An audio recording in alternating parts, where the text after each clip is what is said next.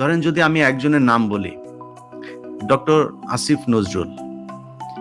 উনি ওনার ফেসবুকের একটা পোস্ট ভাইরাল হয়েছে, সেখানে তিনি আগে 2019 সালে বলেছিলেন যে 500 টন দিয়ে বিস্ময়বোধক চিহ্ন দিয়ে লিখেছেন 500 টন পাঠানো হচ্ছে ভারতে। তো ডক্টর আসিফ নজরুল তিনি তো এই ইন্ডিয়া বিরোধী কথাবার্তা বলেই তো আজকে উনি উপদেষ্টা।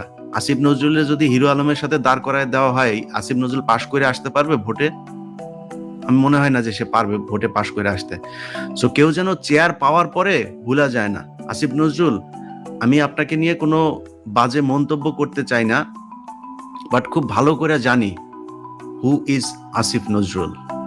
আপনি কোত্থেকে উঠে আসছেন। আপনি কিছুদিন আগে দেলোয়ার হোসেন সাইদিকে আপনি একটা লিখেছিলেন 86-এ যে একজন ধর্ম ব্যবসায়ীর উত্থান, সেটা লিখে কয়দিন আগে আপনি সেটা ক্লিয়ারিফাই করেছেন যে আপনাকে নাকি, ওর নাম কি ভাই, ওই যে ঘাতক দালাল শাহরিয়ার কবির নাকি ওনাকে বুঝিয়ে এটা করেছে, উনি বুঝেন নাই। উনি তখন দুদু খান, উনি বুঝেন না কিছু, ওনাকে বুঝিয়ে এইভাবে শাহরিয়ার কবির ভুল বুঝিয়ে ওনাকে সেটা লিখিয়েছেন।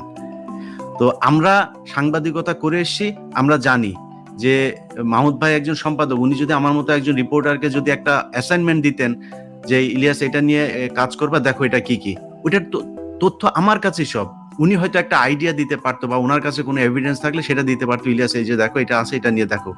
আমাকে ইনভেস্টিগেট করতে হয় যে আমি এটা নিয়ে কি বলবো, কি হবে, সেটার সম্পূর্ণ দায়িত্ব আমার।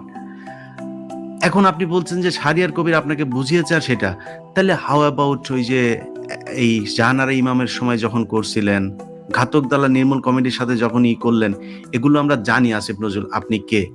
আপনার এই শিল্পকলা একাডেমিতে ডিজি করাতে, আপনি নিয়োগ দেওয়াতে, ওইদিকে আপনার শাশুড়ি শাওন আপনাকে কংগ্রাচুলেশন জানিয়ে ফেসবুকে স্ট্যাটাস দেয়।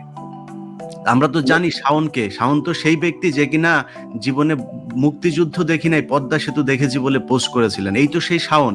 এই শাওন সে যে কিনা এই দেলোয়ার হোসেন সাইদি মারা যাওয়ার পরে যেখানে একজন আওয়ামী লীগের ছাত্রলীগের কর্মীরা পর্যন্ত তার পক্ষে পোস্ট করে পদ হারিয়েছে। সেদিন আপনি এই দেলোয়ার হোসেন সাইদিকে নিয়ে যে যে জঘন্য কুরুচিপূর্ণ ফেসবুকে পোস্ট করেছিলেন, সেটা এখনো পর্যন্ত ফেসবুকে আছে। সো সেই ব্যক্তি আপনার কার্যক্রমে খুব খুশি হয় এবং আপনাকে কংগ্রাচুলেট করেন। সো আসিফ নজরুল আমরা জানি আপনাদের বারবার যাইতে হয় এমন এমন জায়গায়। এর আগে আপনি একবার গিয়েছিলেন হচ্ছে রোকেয়া প্রাচীর কাছে, আর তারপরে আরো বিভিন্ন জায়গায়। তো ব্যক্তিগত ওই বিষয়গুলো আসিফ নজরুল এন্ড আরো কিছু উপদেষ্টা আছে যাদের